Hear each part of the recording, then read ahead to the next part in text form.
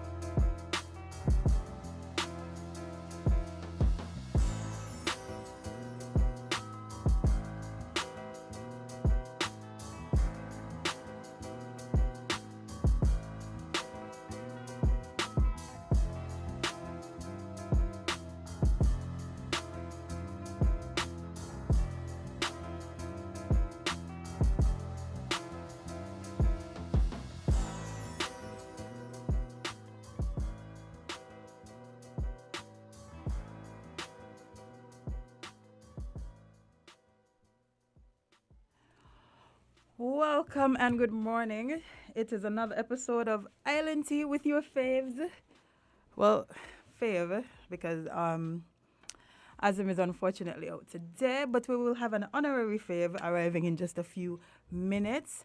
But I'm Jade, your host for today, and we have a very exciting show because, as usual, every time we go to bed, things are happening. Every day we come off the show and something happens. I don't know why it never happens during the show, but yeah, we're back to talk about some things.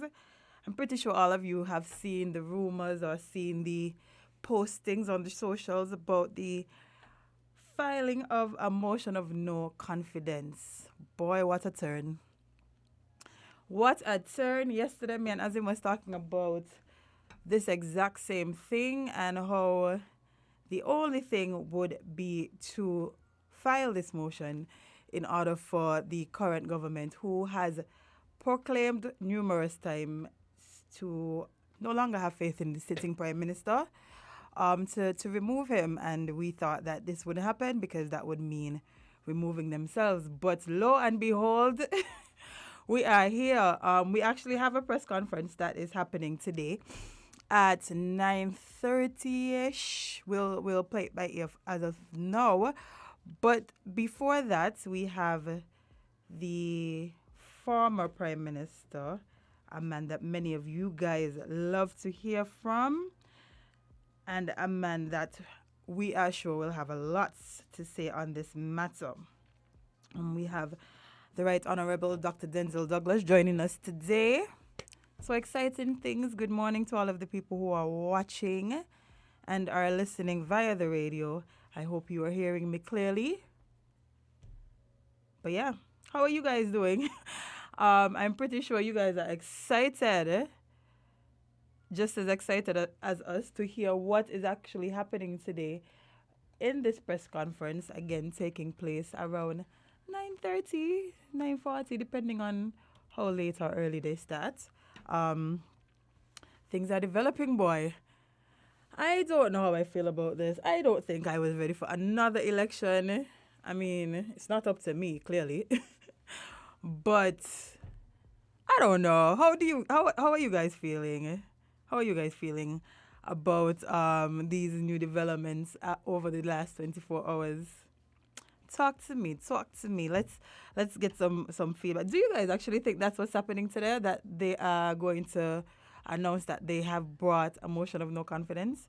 Again, I know we've seen the reports, we've read the stories, but do you guys actually feel in your hearts of hearts that this is what's going to be happening today? I do, because what else could it be? What else could they be calling a whole press conference for? Um, but boy, this was fast. This was fast. I guess, as they say, we're never really out of an election season, and this is proving to be true as we pass the days. Are you guys ready? Have you guys, what they used to say back then? Have you guys found your class? Or that's what they used to say, right? If you guys found your class. What happened to Nevis election?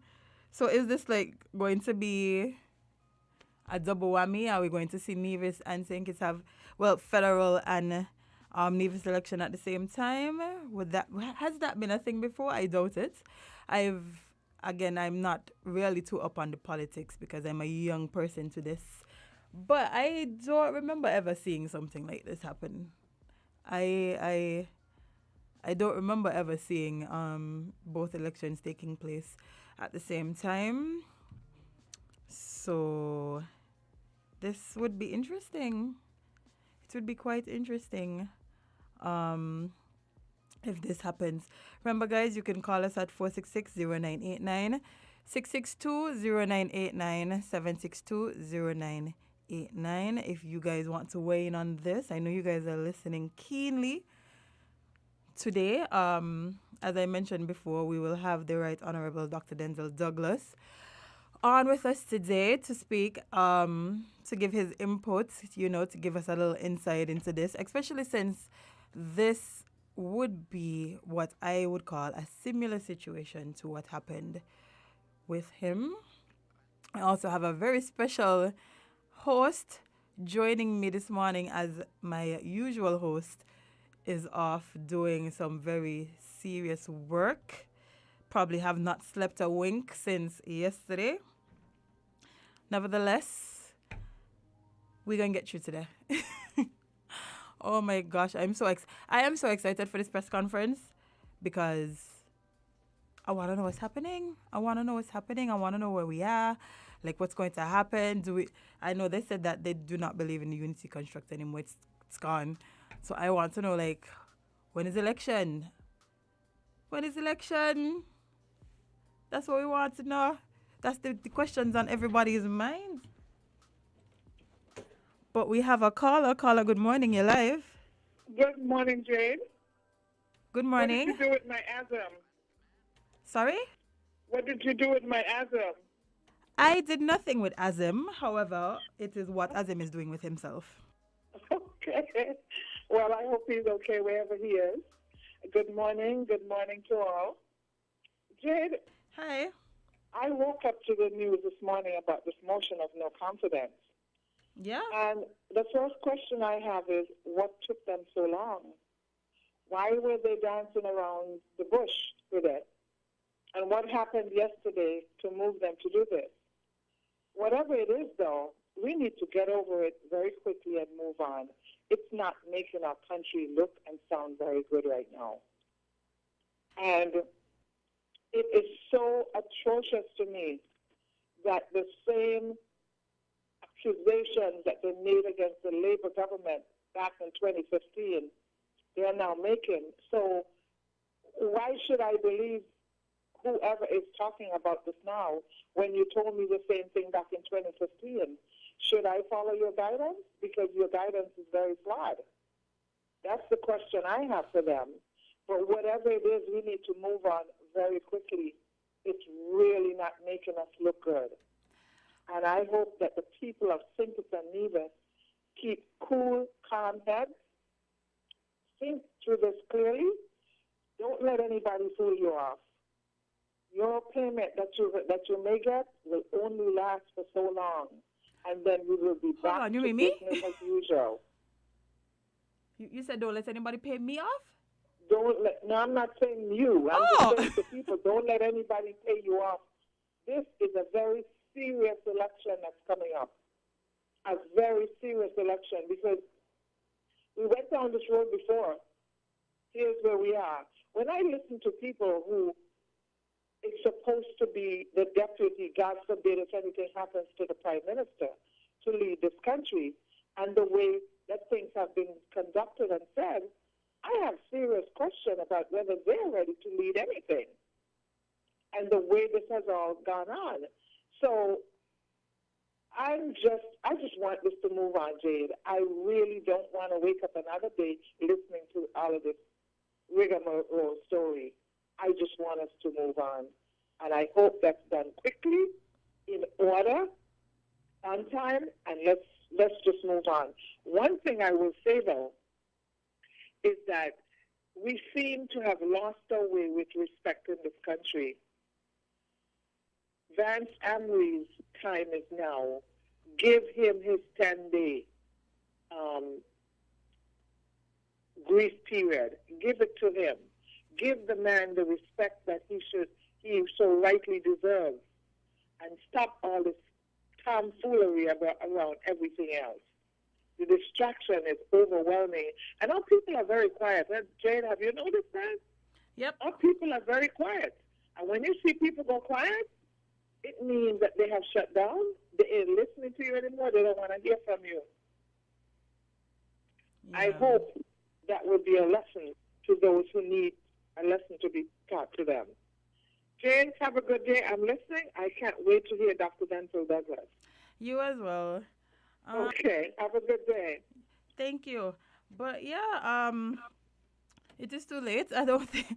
To be honest, sadly, I feel like this whole thing has overshadowed the late premier's time of mourning. Well, maybe for St. Kitts people, but maybe Nevis people feel differently. But that's where we're at now. Good morning, you're live. Good morning, and how are you doing? I am doing okay. How are you? Miss, we just a laughing stock. Who said to give Vance Amry 10 days of mourning? Was not the Prime Minister? Well, he made an announcement, yes. Okay.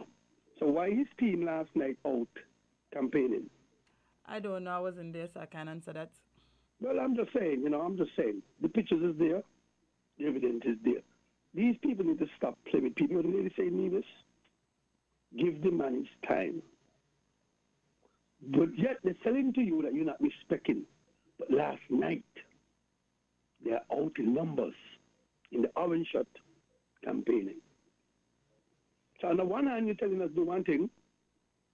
On another hand, you're doing something else. When they're going to stop playing with people emotion and play with people mind. My friend, Vance Amry done his part. You want to tell me only when Vance Amry dead, the people at Gingerland and Nevis wake up and hear that Vance Amry passed away? Nobody else know. You want to tell me nobody else know that Vance was sick all the time? Why it was a secret? You can't cheat people like that, my friend. The people in Nevis, we keep talking about fish. There's so much other things the people in Nevis deserve. Look at this situation.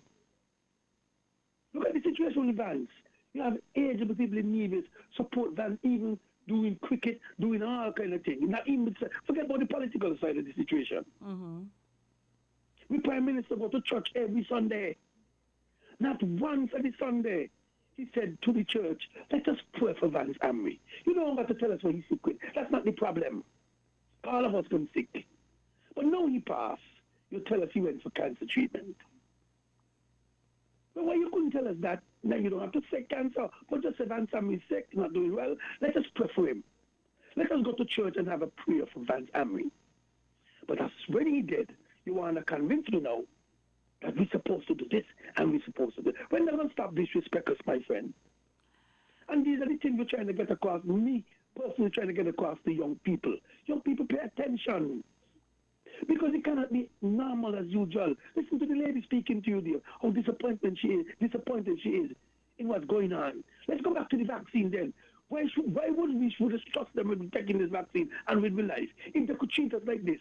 We did not shut our hands into Parliament. We find out on an overseas radio station, my friend. But we trust them with life to take a vaccine. What else more to come? We got the bastard high school miss that cannot go away. Yeah. We have the stem cell that shouldn't go away. Mm-hmm. This thing shouldn't go undone. Just put back in pan and this foolishness. We need a thorough investigation in everything. Because guess what? You want to build a school and they're for. I keep saying all the time, miss, what happened when you go wrong? 10 years down the road, we realize we're getting cancer. And then they realize, but we do the school and it went wrong. Nobody paying attention. My friend, young people, or you keep paying attention. Hold Dr. Drew, hold everybody accountable. This is your guys' future. This is your guys' chance to stand up and make a stand. It's not politics. I used to people tell me about politics. It's about the future people like you. Because I'm doing a lot of this in the TDC. Yeah. They might tell you, you got to get a child. Carlos, sorry, but we have to, I don't want to cut you off, but we have to wrap. Nice show. Thank you. Oh boy, y'all feel strongly this morning. Boy. Oh, but I don't even know what to say. I just feel like, yeah, a lot of people have reached the point where they're fed up of a lot of things that's happening. And it's on all sides. It's not just on one side. It's just not on the other. But a lot of people have, quite frankly, reached their limits when it comes to certain issues in this country. And as you should, as a citizen of this country, you have the right to hear your views. Good morning, caller. You're live. Good morning, ma'am. Good morning. I hear Curtis, they're just talking about Vance Amory sick and the Prime Minister in saying, but sometimes people sick and they don't even want to let people know they're sick because sometimes you're sick and the things people have to say about you just makes you sick worse. Yeah, I can't speak to what he's talking about because I'm not aware of that situation. But okay, listen to me. He said that the Prime Minister ain't telling nobody that Vance is sick. But no, I heard what he's saying. What I'm saying is I can't speak to it because I am not aware of what he's talking about. But I'm listening to you, though. I listen to me now. I don't tell my children if anything happens to me and people don't do that. Don't let certain people know because sometimes they say things about you just make you worse. So maybe he know that the man had sick, but he couldn't bring it out. The family them had to do that. Mm-hmm. Some people don't like to keep people business out. The family, those the fittest ones to do that. You understand what I'm saying? Yeah.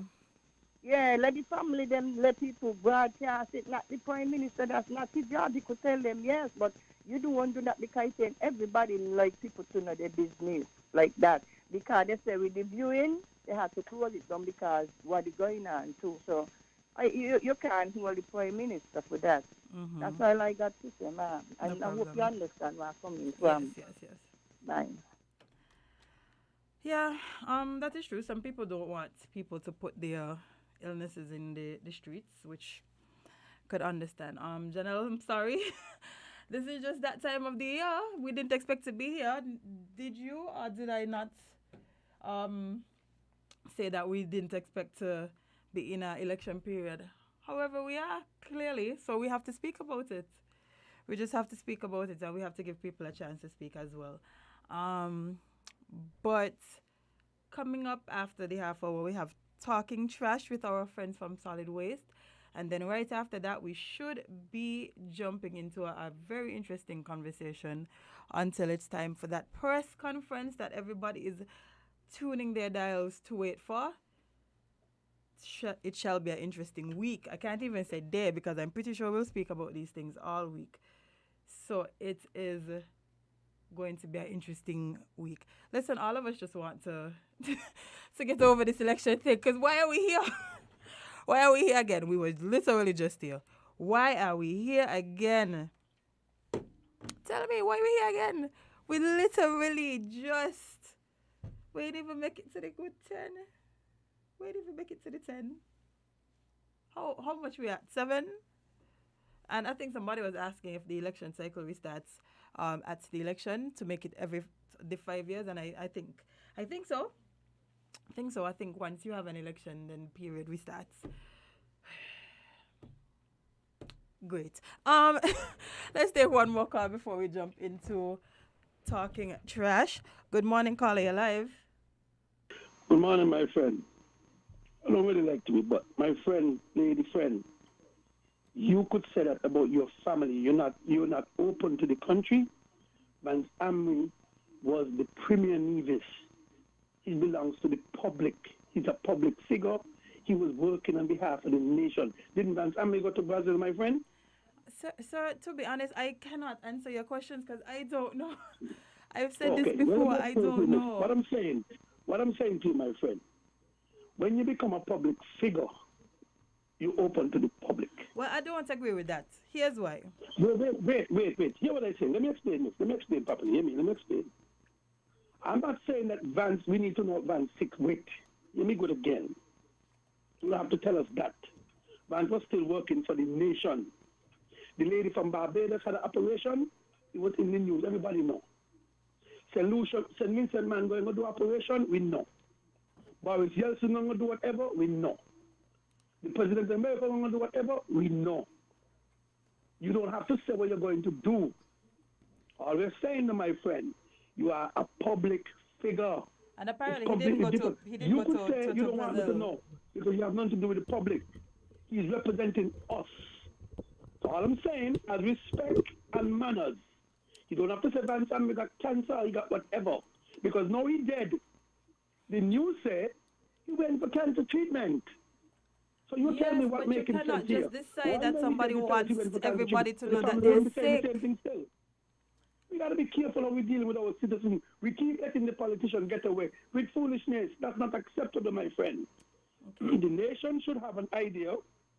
What? Just like when Douglas was the Prime Minister, we know he went off to do surgery. We know what was going on with him because we should know. You're representing us. Yes, but it is not also, you cannot just feel it because he's representing you. You need to know that is not how it works sometimes. Families, when people are sick, it is different. But sorry, we have to wrap. I have to jump into another segment right now, sir. Thank you for your input. Yes, as I said, we have to jump into talking trash with our friends from Solid Waste Department. Guys, stick and stay to more Island Tea. We will be right back.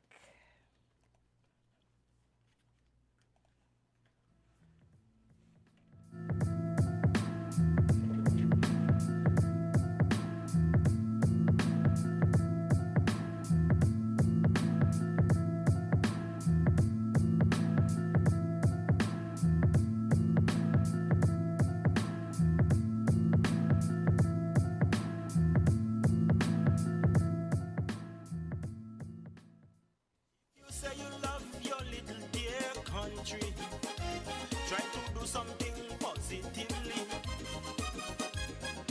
Be a watchdog for the environment. Don't leave everything to the government. We dump our garbage anywhere, lit on the streets everywhere. Our behavior is telling me that we really don't care. Take some pride in your country. Volunteer to clean where it's dirty. Tourism development needs a healthy environment. Whenever we litter, we threaten our survival. So those who engage in it should be treated like criminals. So don't be afraid at all if they call you an informer. Report those who endanger our future. So if you really love this blessed land, this situation demands attention. Think about the future generation. Do what we can to preserve this island.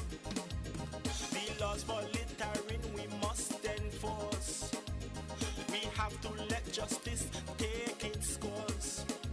If you are a proud citizen, you have the right, you have a reason to save this land from destruction. You have an obligation to become involved in anything which affects this nation.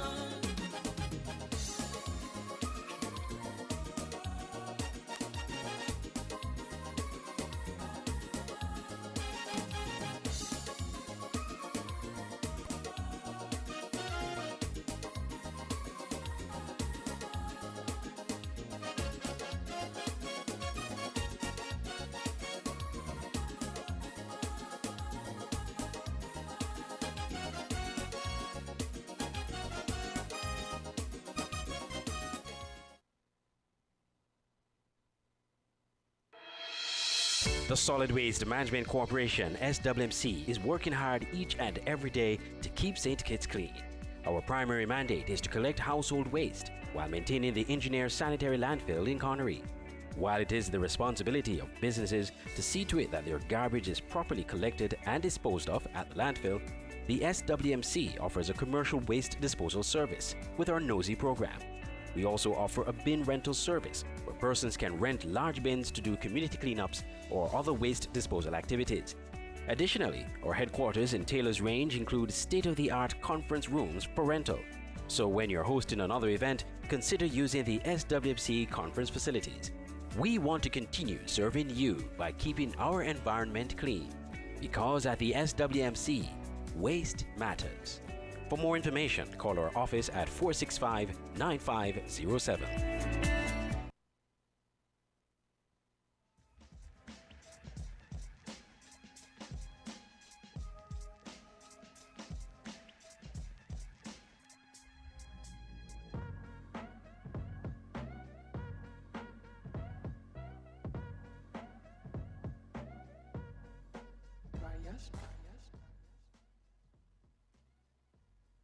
Welcome back, guys, to another episode of Island Tea with your fave, Jade.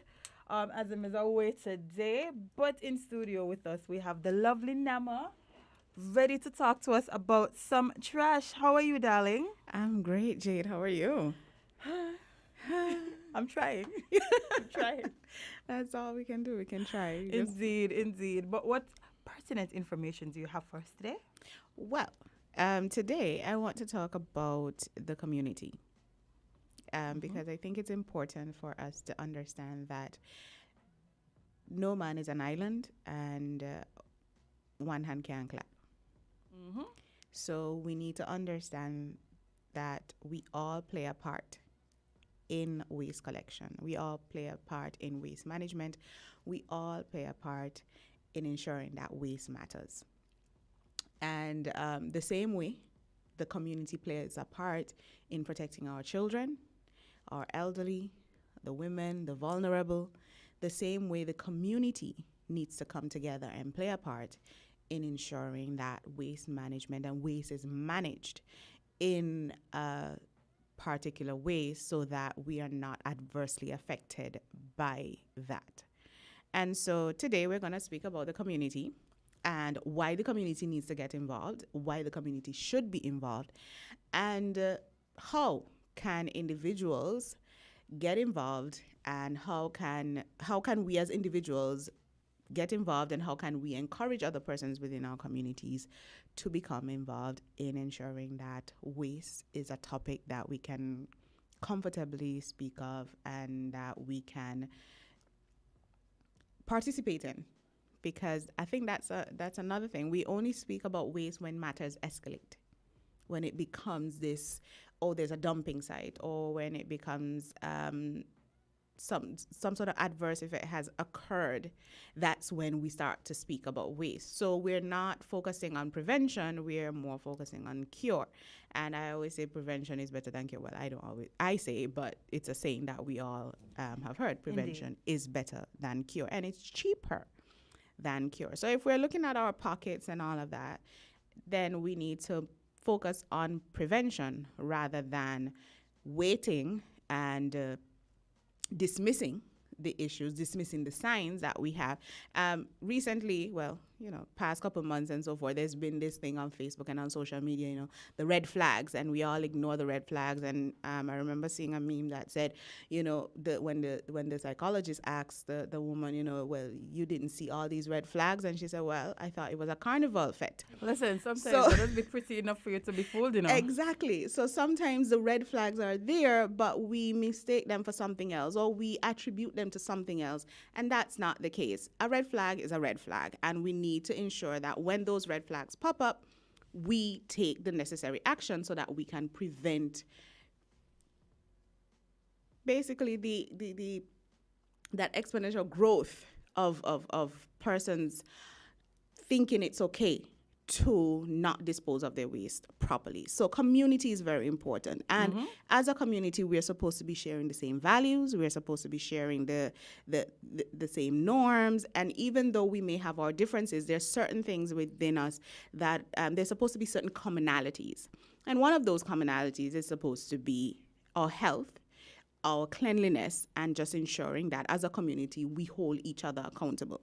And so how then, in terms of the community, how can we become involved? First of all, we play a role as Solid Waste Management Corporation in terms of education. So we will provide the education and we will disseminate that information so that you know what you need to do to ensure that your community stays clean and safe.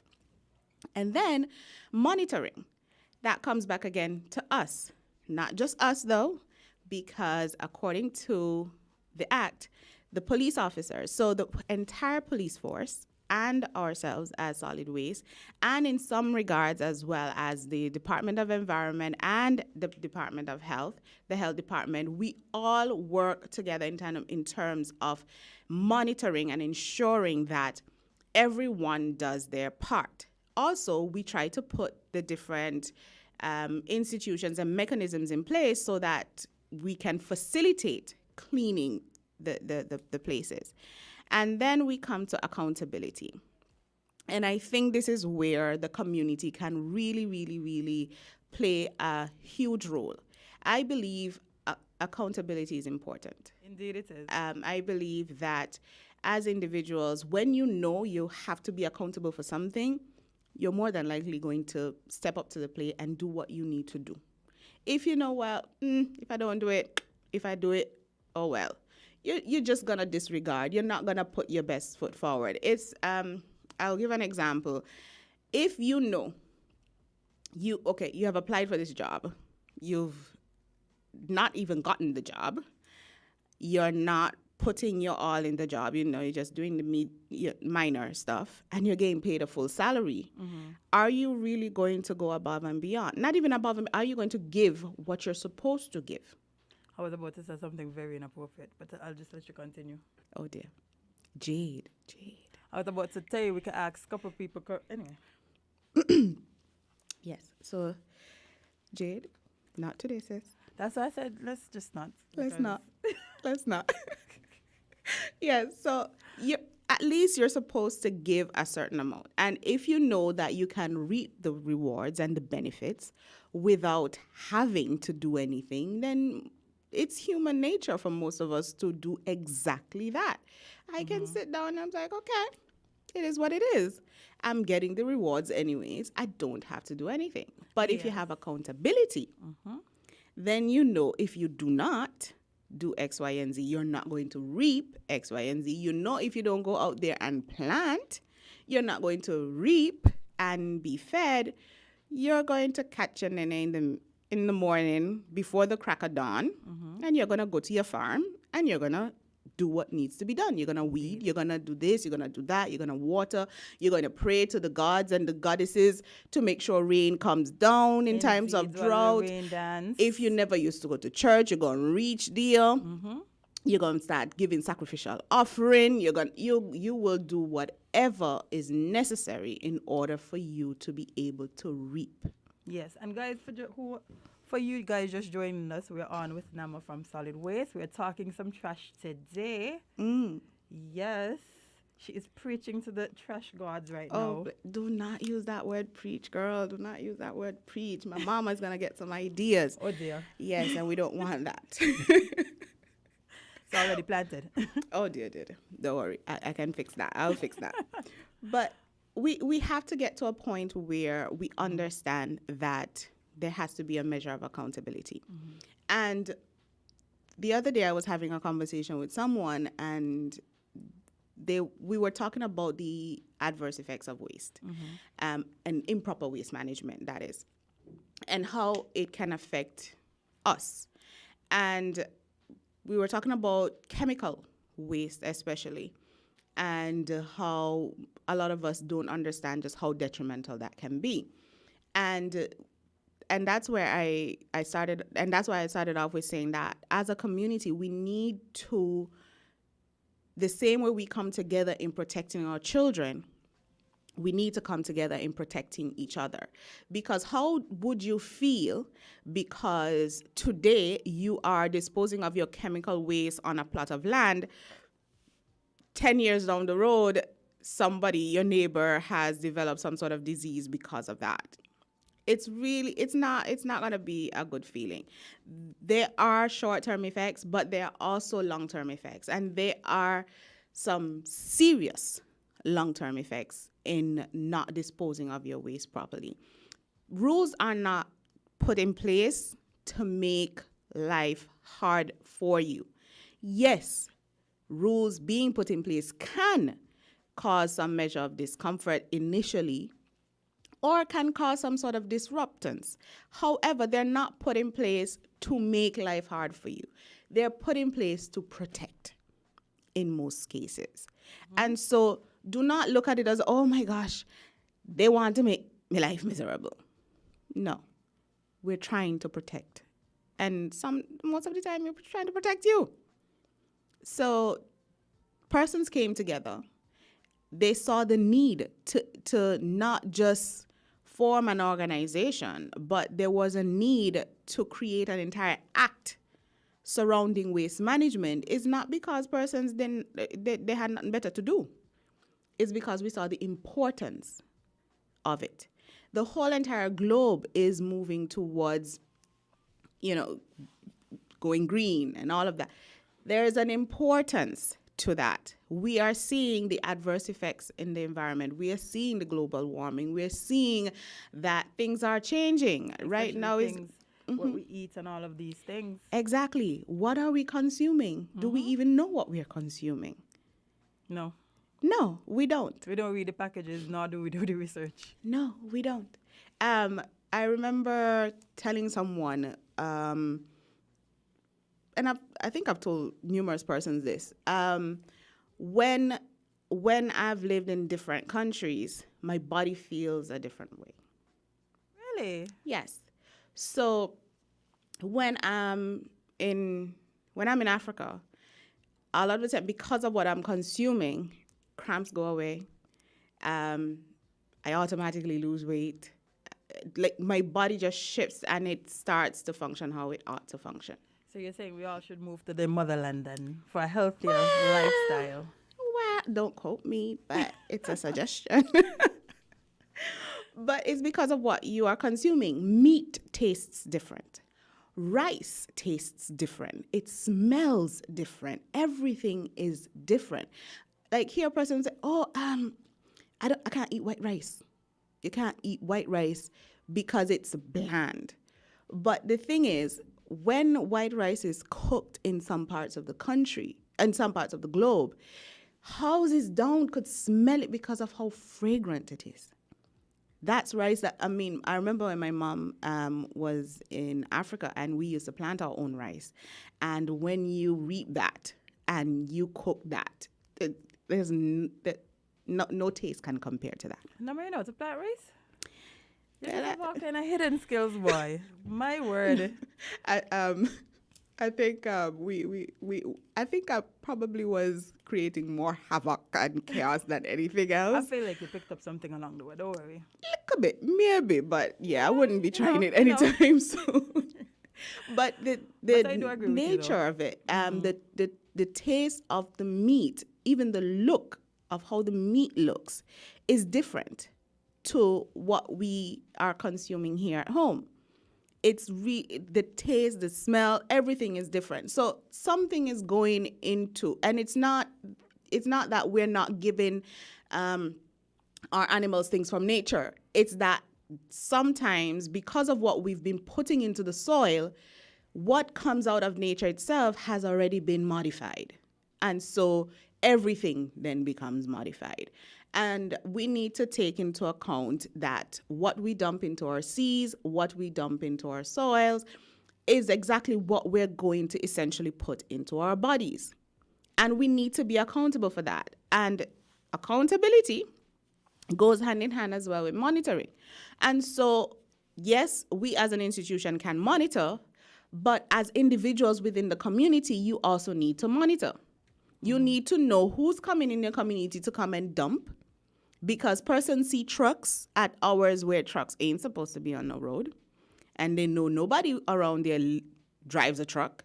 Why is a truck coming by you at 11, 12 o'clock? Why is a truck coming by you near a gut at 3 in the morning? They're coming to illegally dump. Mm-hmm. Definitely. Yes. Now, I'm not saying to go out there and confront anybody. Please don't. Please don't do that. Please do not do that. You are not the authorities here. Do not do that. You contact the authorities and you report that so that we know there's an issue there. Because sometimes also we don't realize there's an issue until the gut is blocked. Some flooding takes place. But if we can nip it in the bud and say, okay, fine, there was one instance where the person disposed of waste illegally in a particular drain or a particular dump, rather than wait until they've done so like 120 times, we can put mechanisms in place to ensure that we prevent the accumulation of waste there. So we do whatever is necessary. If it's monitoring, if it's putting cameras, if whatever it is we need to do, we can then find the funding to do that. But what is needed is for persons to report. Individuals need to take accountability, and individuals need to take the initiative and say, well, this is my community. Mm-hmm. And I'm not going to have that in my community. So, yeah. And then I always believe in reward as well. Now, I don't think that everything needs to be rewarded, but I do think reward does encourage. Mm-hmm. Right? So there's, reward does encourage, and whether we like it or not, we are all really just children who want to be rewarded and congratulated and just made to feel that we're special. Yes. Yeah. And so I know tourism and environment and so have done different initiatives. I think the last, one of the last initiatives tourism did in terms of the different spaces, so different communities came together, and it was truly amazing to see the pride and to hear the pride. I remember in my community, persons were talking about how what they did in the past. Mm-hmm. To beautify the different areas. And then those individuals who will talk about, I remember Mullen, you saying, oh, they want to beat a certain community because they gonna come up on top and they painted stones, they planted this and they did that and all of that. But what was really interesting as well is all the different individuals who came together to get it done. So even the fellas down the block who you would think will not even be interested, they came out and they did participate in beautifying their community, because persons do like that. Persons like to, yes, you want to pass and say, well, you know, that looks good. But you also want to pass and say, you know, that looks good and I participated in doing that. Mm-hmm. Like, I did that. I painted that stone, or I did, you know, whatever it is. Coming together as a community and doing it as a community also bonds the community. Yep. And it's important. Does. And you just love to see when people in the community take the initiative to beautify their surroundings. Yes. Not just for them, but for their kids, for the future, mm-hmm. you know, just to make sure that when it's time for their kids to grow up, or when it's time for them to have kids, or whatever the case may be, they are in an environment where they could be proud of, where they could be safe, where it is clean. Yes. Because why would you want to grow up in a community that looks deplorable?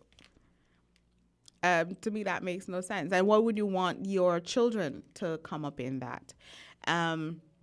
One of the things parents like to kind of show off and so forth and say, oh, we used to do this and we used to do that. And y'all are not doing that anymore.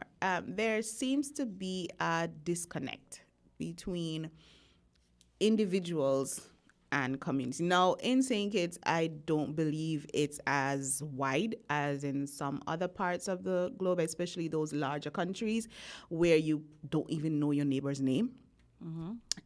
Or don't ever see your neighbor. We're still at a place where we know our neighbors. We know individuals within our communities. And not just know them by name and you could kind of wave, but actually know what's going on in their lives. We may not know every single detail, but we have a rough idea as to what's going on in our neighbors' lives. And so the disconnect is not as wide as some other places. However, there seems to be growth towards that. And I think we need to kind of bring it back.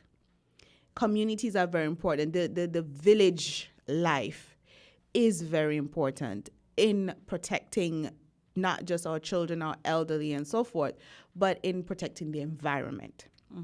Because when you know what's happening, you are able to, because sometimes, okay, if I don't know who's in my community, how would I know if somebody's coming who to dump in the community who's not from the community? But also, when you create a community, there's a structure that automatically emerges. So even if I see somebody from the community actually dumping, I'm supposed to be able to know somebody who that individual can respect, that I can report to that individual and that individual can speak to them. Yep. Because automatically, in any group, automatically a leader will emerge, sub-leaders will emerge. There will be a structure that automatically emerges. And people, you don't have to say, I'm the leader.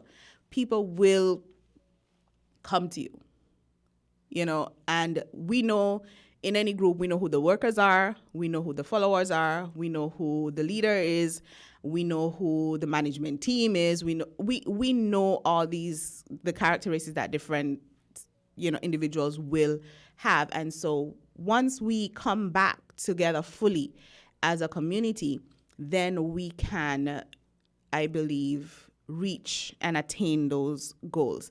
And so when it is because we do have some individuals here who do household segregation in the individual homes. And so when time comes for us to roll that out as a nationwide thing, which it will come eventually, that's where the globe is moving to, that's where we're moving to globally, and it will come to pass, we can have conversations about that. And so we can get advice from each other. We can encourage one another. We can come together as a community and get it done. So, but I digress. Let's come back to the reward. And so I believe reward is important. But most persons think that maybe reward only comes in one form or another. Reward comes sometimes in just seeing the results of that, community beautification project. But places like tourism do actually offer tangible rewards when they run these programs. And so listen out for them, look out for them. But not just that, the community can come together and create a reward.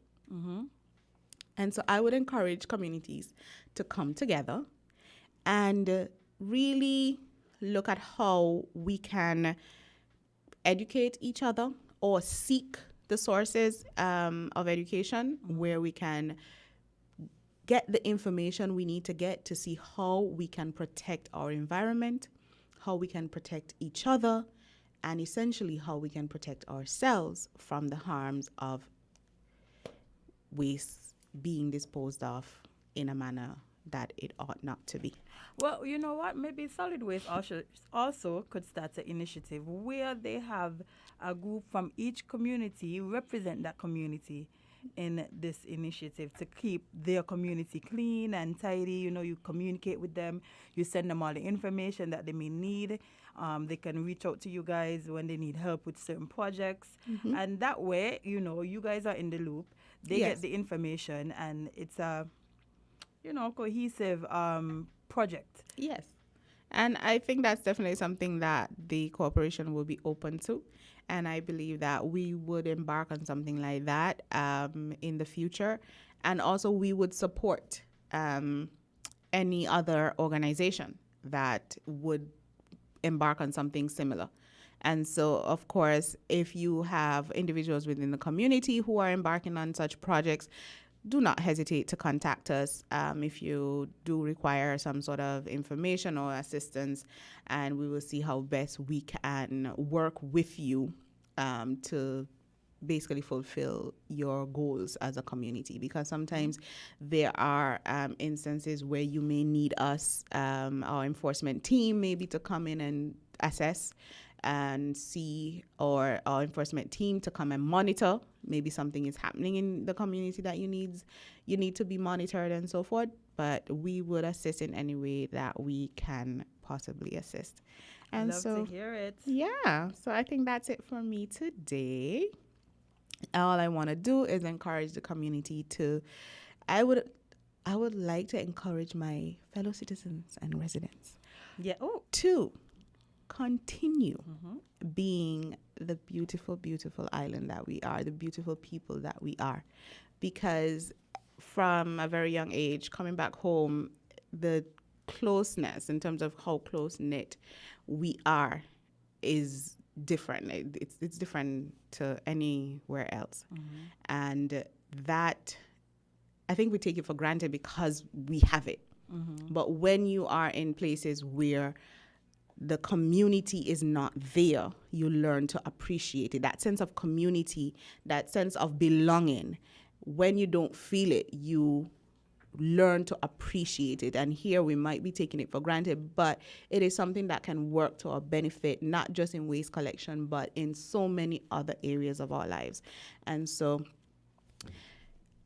what else can I say? Just ensure that you know and you remember that waste matters, and as a community we matter, and we need to just play our role and clean up the place. Clean up the place, yes. Oh, before I forget, we do have some activities taking place this weekend. Individuals would have fetes and so forth because it's a long weekend, it's holidays. Please do remember that you have 24 hours to clean up. So as a community of individuals planning, make sure that you put persons in place and in charge to clean up after the event, and you have 24 hours to ensure that that place is sparkling clean. And so, and if you're walking, driving, coming from wherever, please do not throw anything outside of your vehicle. Wait until you get to your home, and then you throw it into the trash. Or persons that wherever you would have had bins anyways, so just dispose of it there. Please, right? Just do not make a mess this weekend. Let's not do that. All right. So Jade, I think I'm gonna leave you for now. Don't miss me too much. I'll see you next week. I can't promise that, but yes, see you next week. And guys, be sure to stick and stay to Win Media SKN as we continue. It's going to be a very good one. We have a very special guest joining us in studio next. So stick and stay. Don't go anywhere. The Solid Waste Management Corporation, SWMC, is working hard each and every day to keep St. Kitts clean. Our primary mandate is to collect household waste while maintaining the engineer sanitary landfill in Connery. While it is the responsibility of businesses to see to it that their garbage is properly collected and disposed of at the landfill, the SWMC offers a commercial waste disposal service with our Nosy program. We also offer a bin rental service where persons can rent large bins to do community cleanups or other waste disposal activities. Additionally, our headquarters in Taylor's Range include state-of-the-art conference rooms for rental. So when you're hosting another event, consider using the SWMC conference facilities. We want to continue serving you by keeping our environment clean, because at the SWMC, waste matters. For more information, call our office at 465-9507.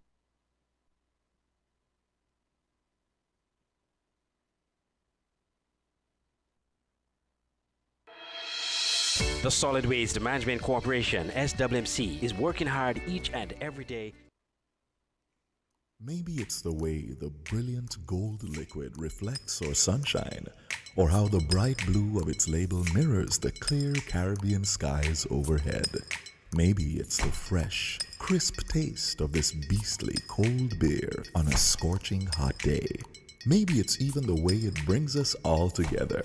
But one thing is for sure, Carib is very much a part of who we are wherever we're from in the Caribbean. Carib, it's the way we play. Drink responsibly. Here are your Horsford's Value Mart IGA Value Club Blue Tax Special. Running April 21st to May 4th. Pearl pancake mixes, $10.99. Langer's cranberry juices, $9.99.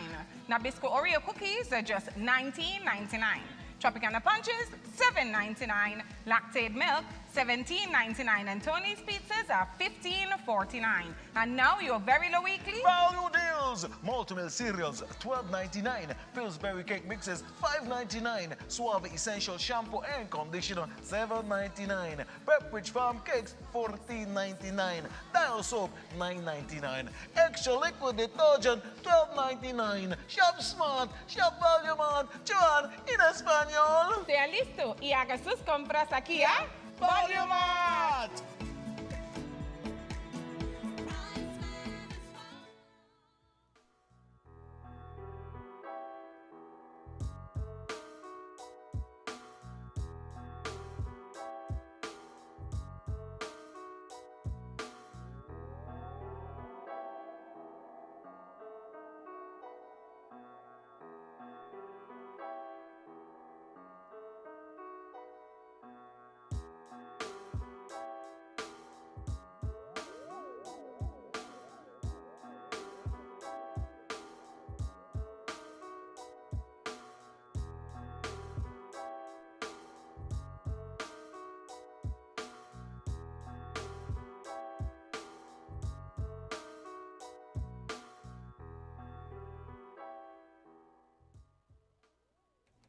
Welcome back to Island Tea, guys, with your fave, myself, who y'all seem to not like at the moment for some reason, and my special guest host today, Mr. Devon Cornelius. Good morning, friend. Good morning, Jade. I'm happy to be here. Very excited. Yes, we are just awaiting the arrival of the man of the hour, our very special guest, the Right Honorable Dr. Denzil Douglas. Boy, I see all the newbies on the life cussing me. I could tell you. I could tell then you, Devon. I guess you're not accustomed to you, but perhaps after today's interview they perhaps would be. Hopefully. Because, we only want to make friends here. But, Devon, boy, things are happening in the country. Mm-hmm. Things are getting interesting. How do you feel about the latest developments and the alleged filing of the monk that happened yesterday and the press conference that we are waiting today? Well, Jade, I have to say, really and truly, it's really shocking for some people. For me, I wouldn't describe it as shocking. Of course, you heard a lot in the media, in social media, and of course, different people giving their hints as to what they think would happen. The reported filing of the motion of no confidence is not, as I said before, should be shocking to anybody, because we saw, based on what Pam and CCM have been saying, that, they basically do not support Dr. Harris as Prime Minister. However, before the reporting of the filing of the motion of no confidence, Pam and CCM, it appears as if they were trying to take a different route in terms of writing to the Governor General asking if he would be able to remove the sitting Prime Minister. But the strong public opinion and, of course, being constrained by the words of the Constitution, it's not really likely or possible. And so the easier thing to do, and I would say perhaps in the best interest of peace and calm, you just do the motion of no confidence, you guys do the vote, and we see what happens after that. Yes. I was of the view that you may see some kind of political unrest if you are to remove a sitting prime minister without a motion of no confidence. But that was just my take on it. I could be wrong, and anybody is open to disagree.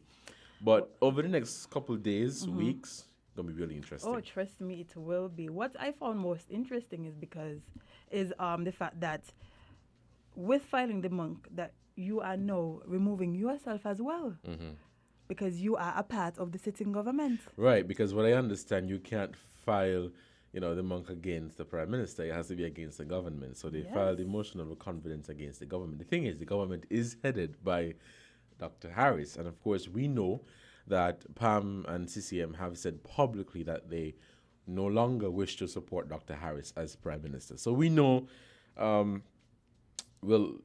that they no longer support him and they wish to put somebody else as their prime minister. Based on what I've seen, they are willing to throw their support behind Sean Richards as prime minister.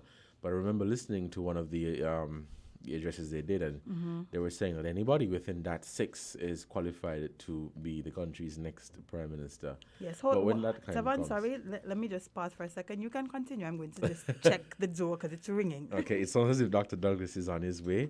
But yeah, over the next couple of days, it's going to be really, really interesting. And locally, regionally, many people will be, tuning into St. Kitts and Nevis, the media houses here, and trying to get a scoop of what will be happening in our local politics. So we have Dr. Douglas, who is joining us in a minute or two to have this conversation right here on Win FM 98.9. Jade, where you want him to sit? Okay. But he's a busy man. Yeah, very interesting times ahead, Jade, and again, it's just for us to sit back and see what is going to unfold. Yes, he can sit right across from you. You can sit here? Yes. Okay. Yes, so we have in studio, as we mentioned before, the man of the hour, the Right Honorable Dr. Denzil Douglas, who is going to speak to us and give us his take on the state of affairs currently happening in the country with all of this new political unrest, as I can say. But yes, good morning. Let me just get your mic up. Good morning, sir. How are you? Ready? Yes. Good morning. Yes, the headphones. Good morning. Good morning. Good morning, my dear. Good morning. Good morning to all. How are you this morning? I am fine. Oh boy, are you ready for this? I know the people they have been waiting for you. Ready for this? Sounds like a marathon I'm about to run. Oh, no. Definitely not. Definitely not. But let's just jump right into it as we are pressed for time today. Yes. How would you describe the political climate as it stands? Yes, thank you. Right. The situation really is at a crisis point. But with the delivery of the motion of no confidence yesterday, at least it seemed to point us into a direction and maybe solution or a near end to the crisis.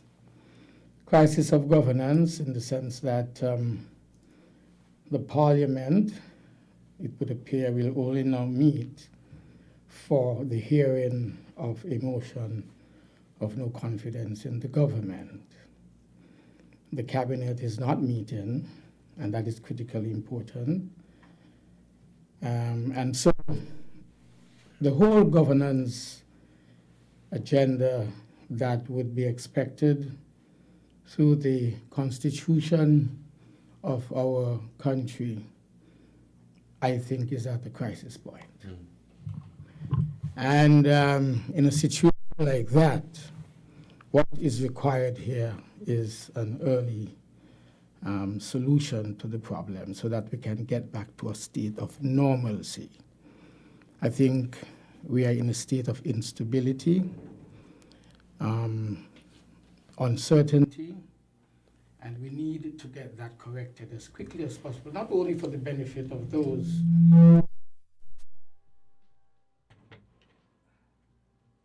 Sorry, go ahead.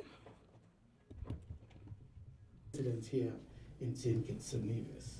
So I really think that the matter is at a crisis situation. Mm-hmm.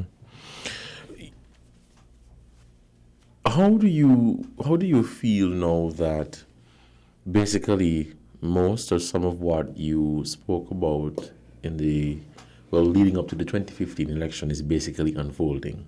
Yes. In terms of the challenges that you faced with Dr. Harris being a member of your cabinet? Right.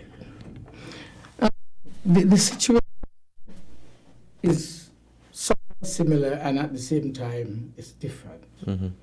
It was a situation where the cabinet met every single Monday or when it was necessary to meet an emergency or otherwise.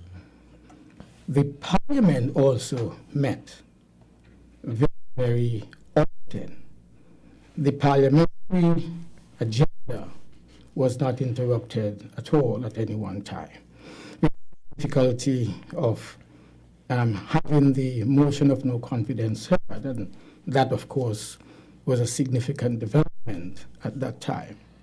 But we to meet in the cabinet, we were able to go to the parliament, we debated, and we took very, very strong decisions. In fact, I said in an earlier interview I had last week that within a period of about 3 years, 2012 to 2015, once the government had settled down, once I had dismissed Dr. Harris from the cabinet and Sam Conda joined him, the government settled down in terms of doing the work of the people.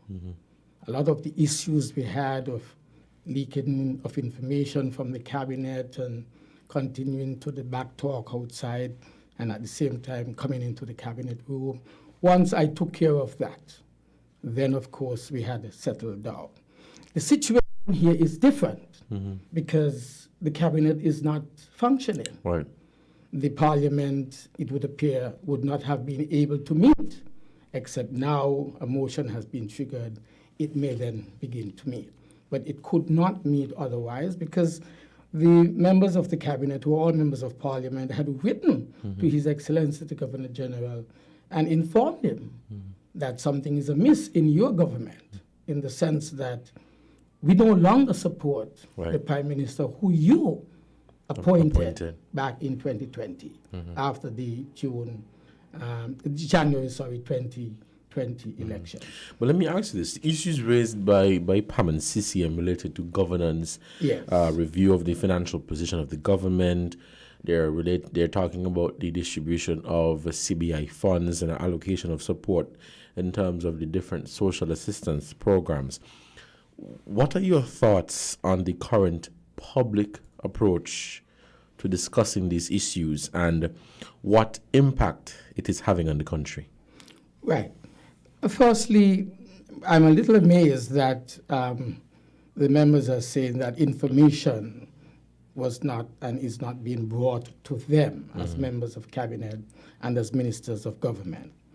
I know that the PM has countered by saying, well, the budget process, the budget outlines what's going on and so forth. Right. And that is true, but at the same time, the budget process takes place once per year. And members are saying, well, okay, we need to have continuing updates as to what is happening.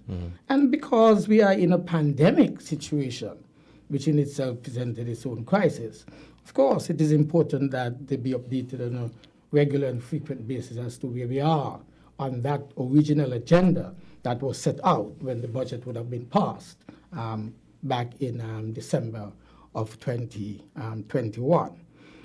So the CBI funds and so forth that you mentioned, I believe that, again, that should be a matter that if the members of the cabinet wish to get that information, they should. Right. Because, again, I emphasize, we're in a crisis situation, a pandemic situation. The reader is moving every day, every week, every month. And so regular updates, I think, is an ordinary and normal request to be made by the ministers of the cabinet. Now, in terms of how would one really try to overcome those issues, I think it should be important to emphasize that maybe frequent, regular updates on the economic and financial situation, and the financial situation in particular in this case, should be given. Mm-hmm. Because you would have set out certain specific social and economic development programs, especially the social programs. Mm-hmm. They have been set out in your budget in 2021. The new year starts, you're still in a crisis, a pandemic crisis.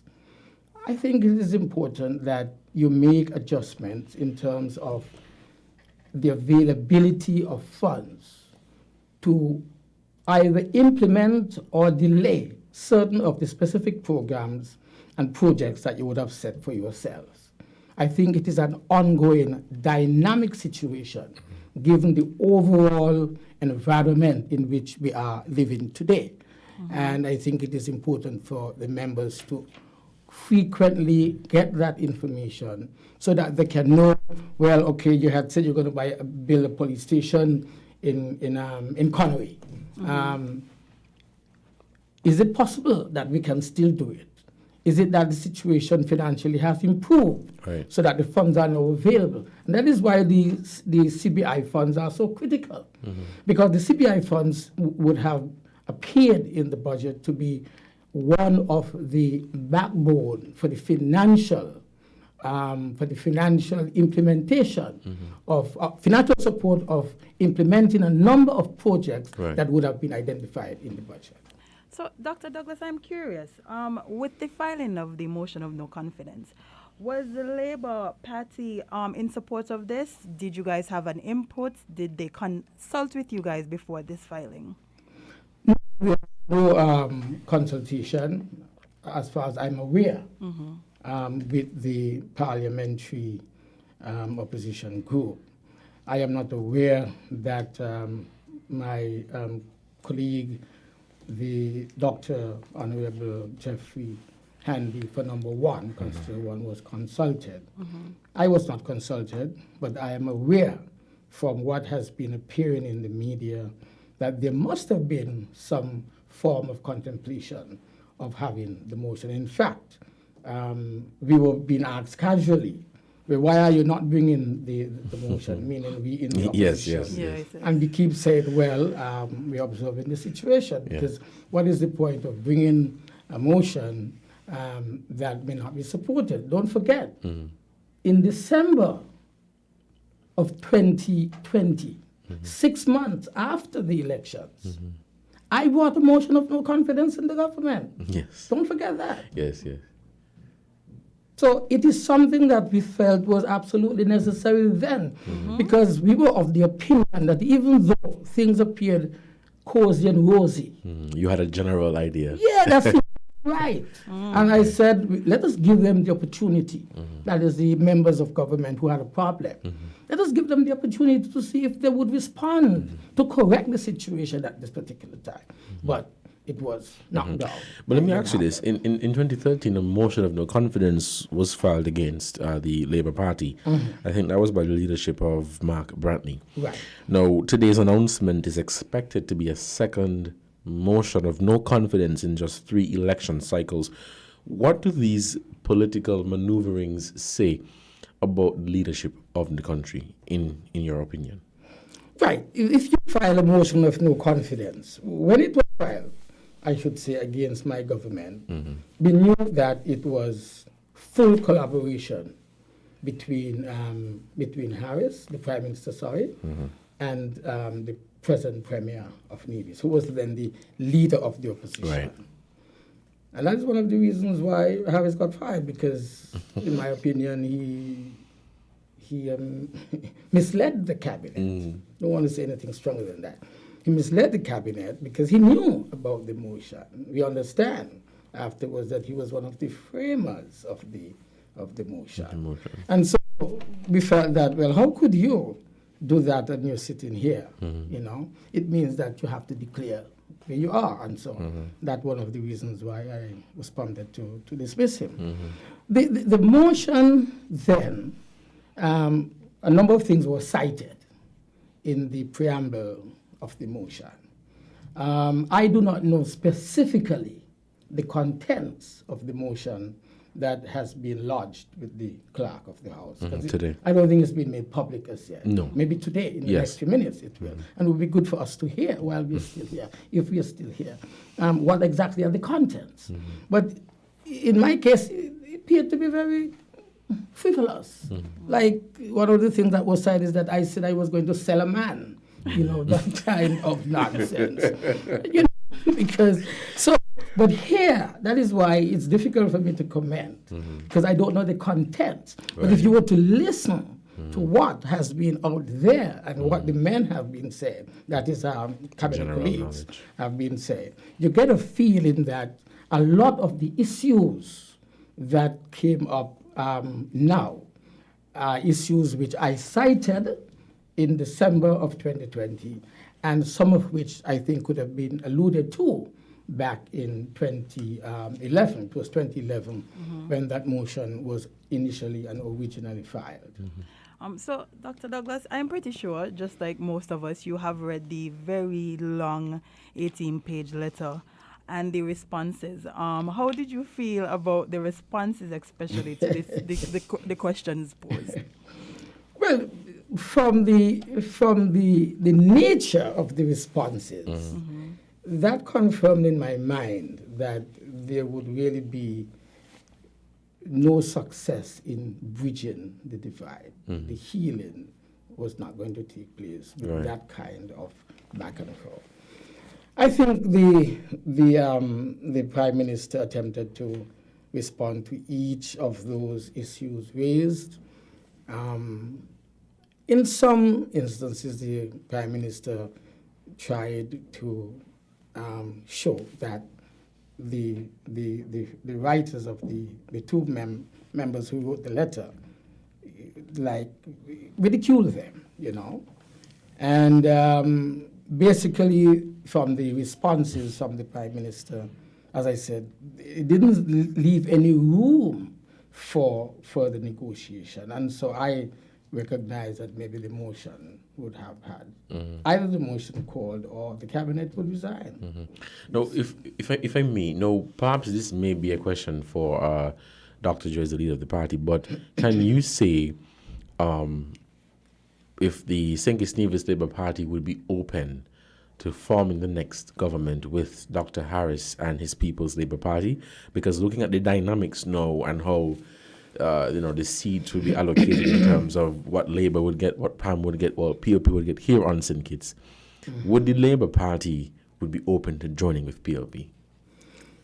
And I think your preface to the question is important. I'm not the leader of the party, and I support my leader, definitely. But of course, a decision of this kind would have to be discussed at great length. From real, I'm not aware that the party has taken any formal position on this. I said again in a previous more than one announcements before or statements before that the St. Kitts Nevis Labour Party is 90 years old. It is the most senior leading political institution in the Eastern Caribbean, maybe the whole Caribbean region. Yes. Right? Because I think we're the oldest party. And the party, therefore, must be very conscious of the changes that are being made in the electorate in terms of their thinking and also in the country and the participation of people in our democratic process.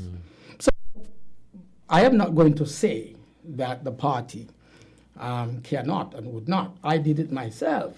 Remember, back in 2010, in that election of 2010, I reached across to Nevis, and I invited the Patrice Nisbet, who was elected for the NRP, invited him to become Attorney General. and eventually he also became the foreign minister and minister of international trade, etc.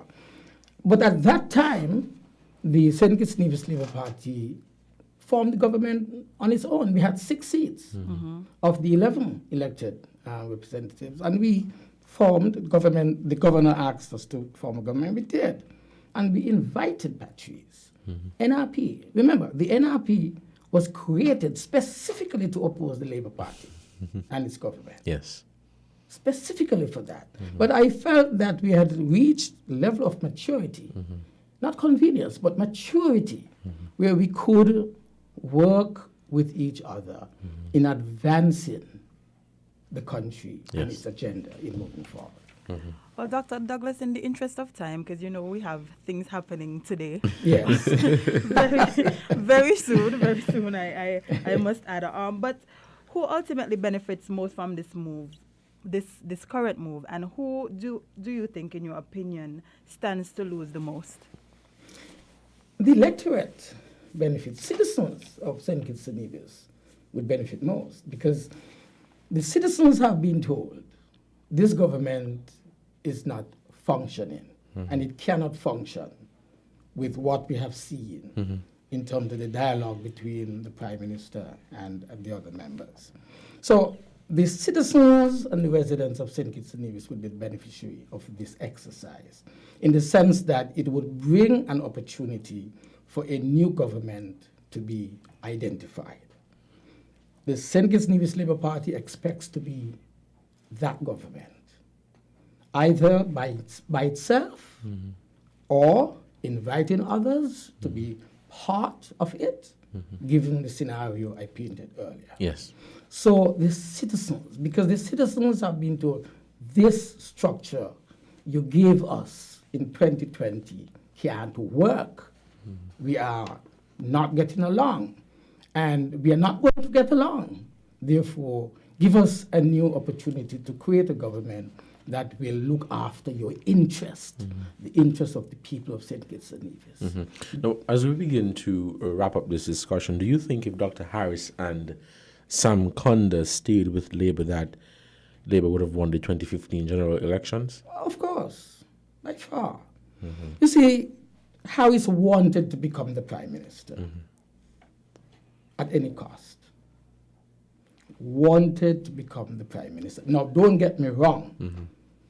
I am not going to in any way throw cold water on anyone's ambition.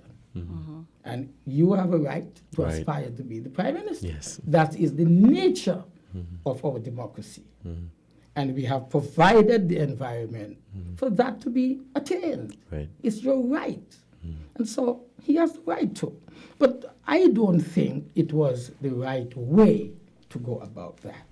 I couldn't hand over the leadership of a government to someone when the Constitution is very clear as to how the leader of the party is determined, and then how the leader would lead the party into an election to become a Prime Minister eventually.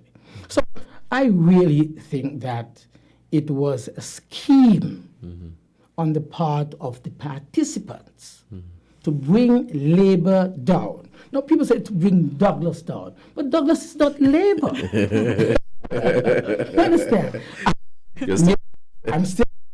I may have been the members of the party. Right. I might have been a strong leader, but I am not the party. The party is the party. And so in bringing the party down and thus removing the Labour government, I think the electorate did not benefit from that as individual members who orchestrated it, as we're now hearing, benefited. That's the whole point. And that is why Labour needs to be there again. The was interrupted unnecessarily. We don't want that. Harris, of course, I had seen Harris as a potential leader. It's just timing and the way you do it. A lot of the things that we're hearing today, what I experienced. But show out on that. We are beyond that. it's interesting. You mentioned that they start to bring down the party by bringing you down. And do you think that that's repeating itself? Because by filing the motion of no confidence currently, that means that they're saying as well that we no longer have confidence in the government that we formed. That's it. That's it. You see, the parliament during the 2011-2012 situation, it was the parliament that was making that declaration. But the government was functioning. Cabinet was functioning. A lot of what you would have heard was absolute untruth. A lot of it was untruth. There was democracy alive within the party and within the cabinet and within the government. There were certain things that I might have done. For example, as I said, the delay of the hearing of the motion of no confidence. I think that was one of the things that maybe I was ill-advised upon. But it has been corrected. Yes. The news to ensure that that doesn't happen was created by Harris. The same news that is going to have him hear that motion. The bill that says it must be heard in 21 days.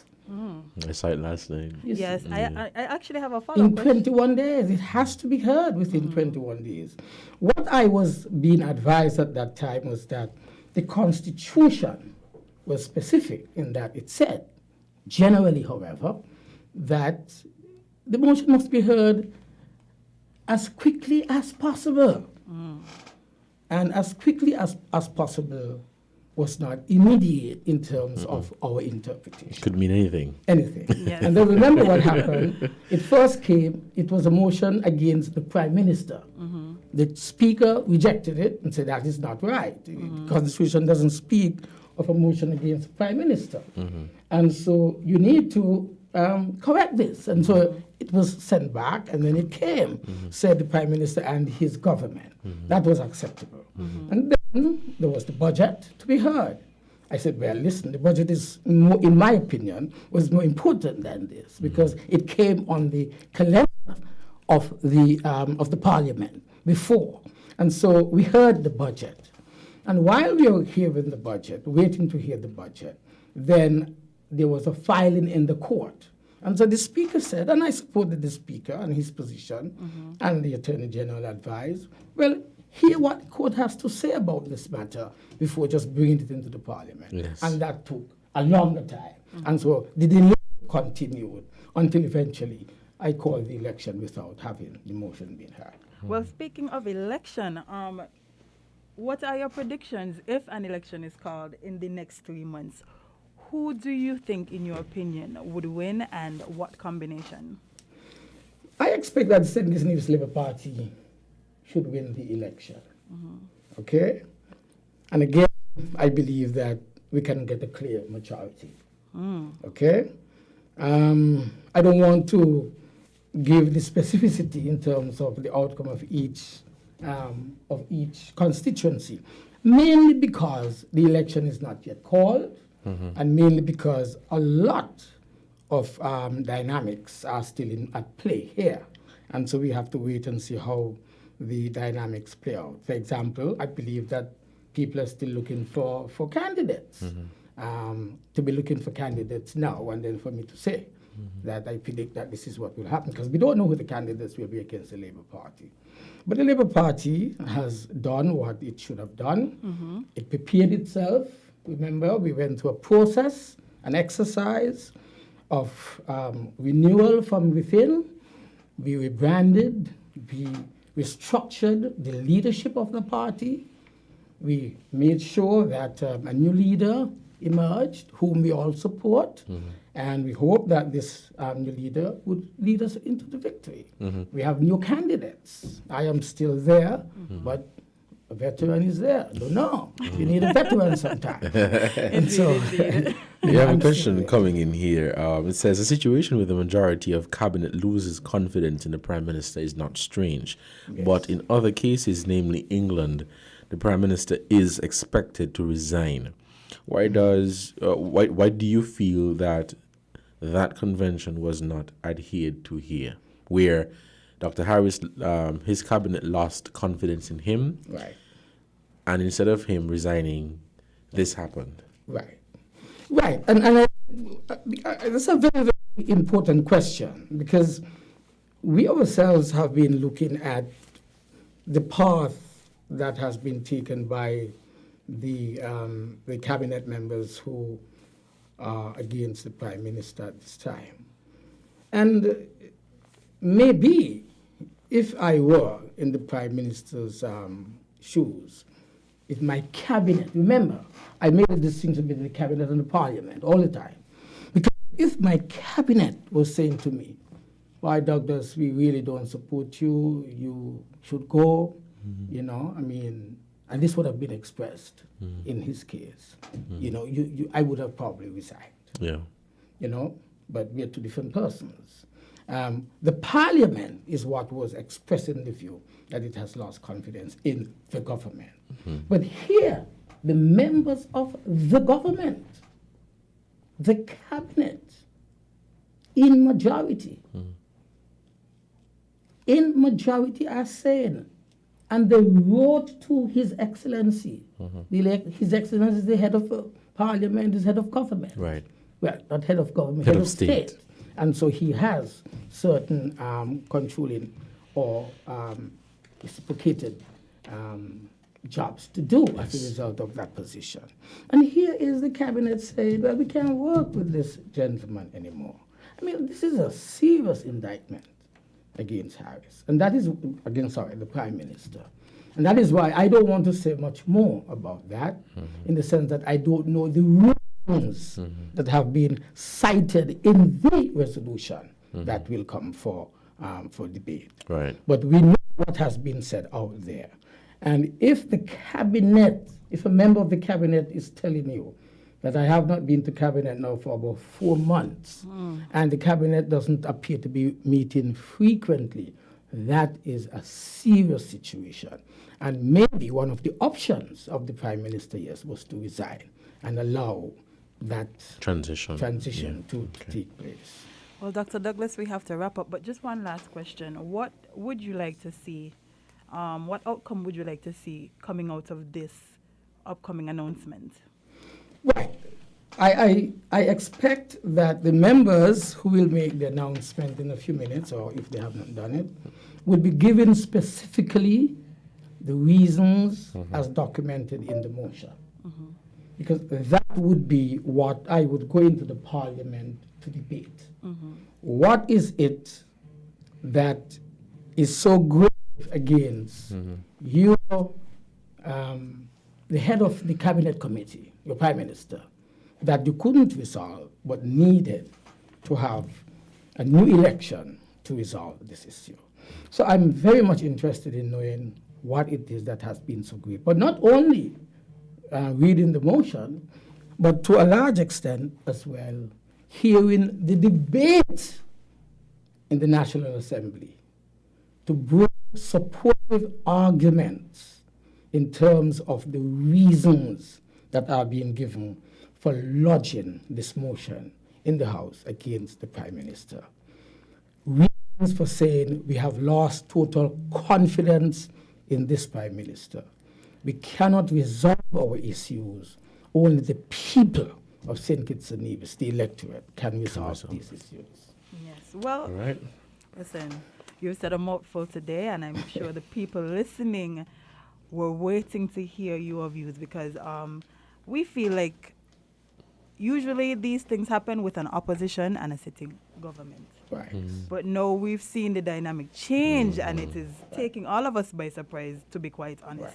Well, all of us who are on the outside of the political arena. Yes. But Dr. Douglas, thank you so much for joining us, and we look forward to having you back, because we sure you guys have lots to say about the upcoming announcement, as well as the developments that are going to be taking place over the next couple of months, leading up to whatever the outcome may be. Thank you so much for joining us this morning. All right. Thank you again, and thanks to the listening public. Thank you. All right. You're welcome. Well, Devon, there you have it. There you have it. In a few minutes, we are going to hear from what can I call them, the former government? Well, I think many people are anticipating. All right, Dr. Douglas. I think many people are logged in, tuned into the different media houses, waiting with great anticipation as to what will be said by the People's Action Movement, and I think the Citizens Movement. But this is a very, in my opinion, important time in the political history of St. Kitts and Nevis. Jade, I honestly never thought that we would have been back here after such a very short time. I feel like I just woke up and we had election last week. Yeah, I think election was last week, and I'm back here again. And I was having a conversation with some family on Sunday, and they were of the view that, boy, this thing is really, really exhausting. It is. It is exhausting on the country. It's exhausting on the economy because elections are very expensive. It is exhausting on us individually.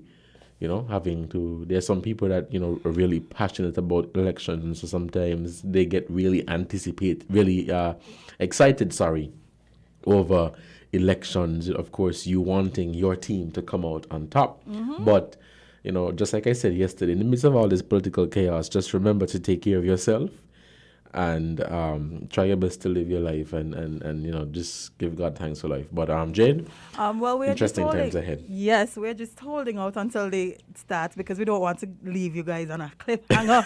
So we're just holding down the fort until they tell us it is time. I have to say that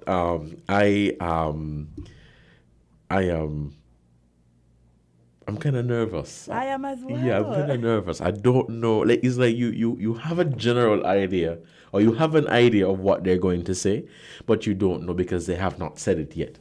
Mm-hmm. And I think I perhaps may not be the only person who is feeling like this right now. People are like, boy, I wonder what's going to happen. I wonder what they're going to say. Listen, we, over the last few months, ever since, as I keep saying, right, I feel like all of this Pandora's box has been opened since the incident has last up. I don't know what with that incident triggered this. Wow. But ever since that day, it has been going and going and going and developing, and now here we are.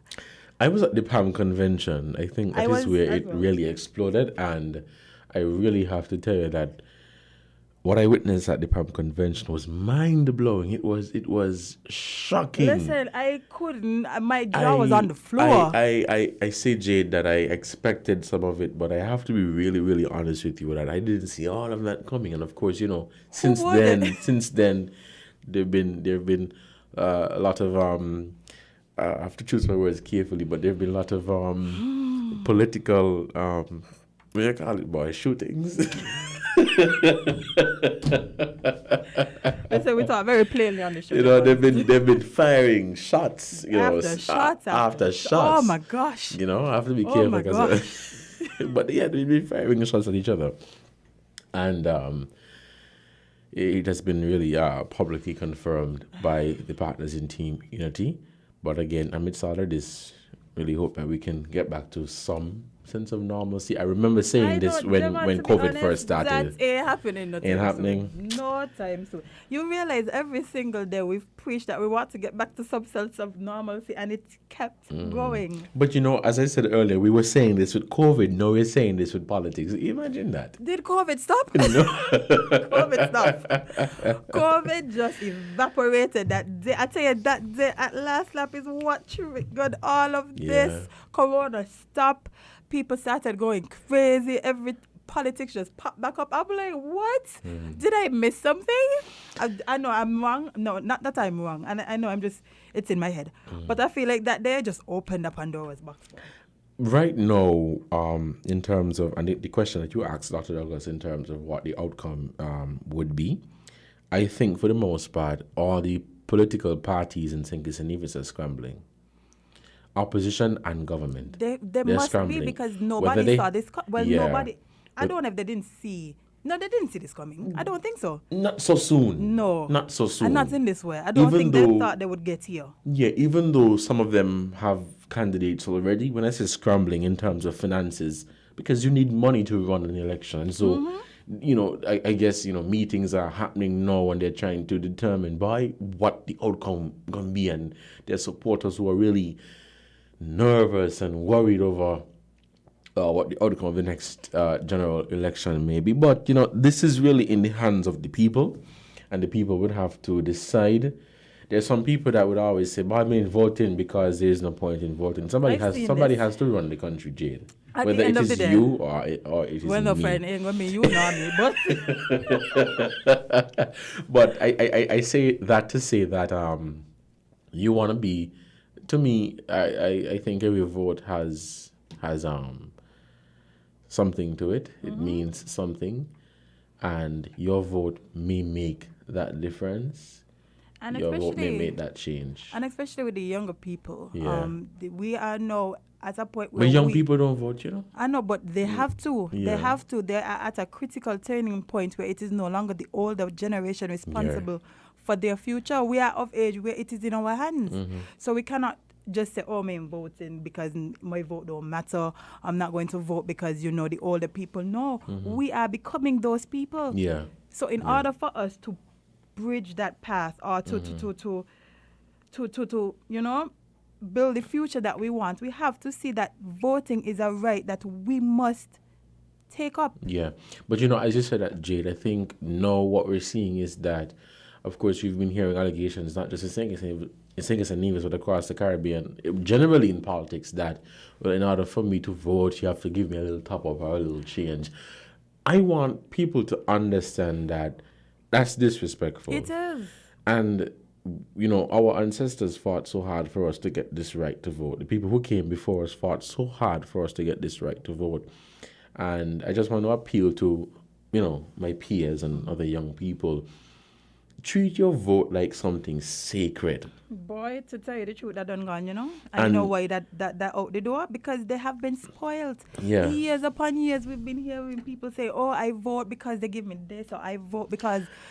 I'm still waiting to hear the reasons. Like, I vote because I want to see my future to be better. Yeah. I vote because I want my kids' future to be this. Or I vote because I want to see the direction of the country that they live in. But let me show you something, and it's interesting that you say that, At times you would see young people on social media speak out about the state of our healthcare system, our education system.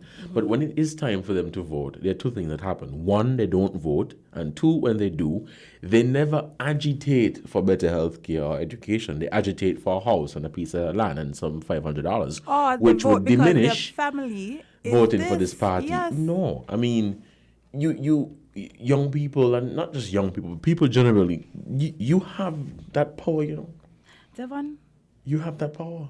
They're about to start. They're about to start. So, guys, we have to Guys, we wrap have up. to go. We have to go. I'm going to miss you, but I'll be back tomorrow. Yes, we're going to be back tomorrow to this. You better believe it. We will be back tomorrow to discuss. But, guys, we have to wrap and head over to the press conference currently taking place. So, guys, we will see you tomorrow right here on Island T. Stick and stay to more on Win Media SKN. All right.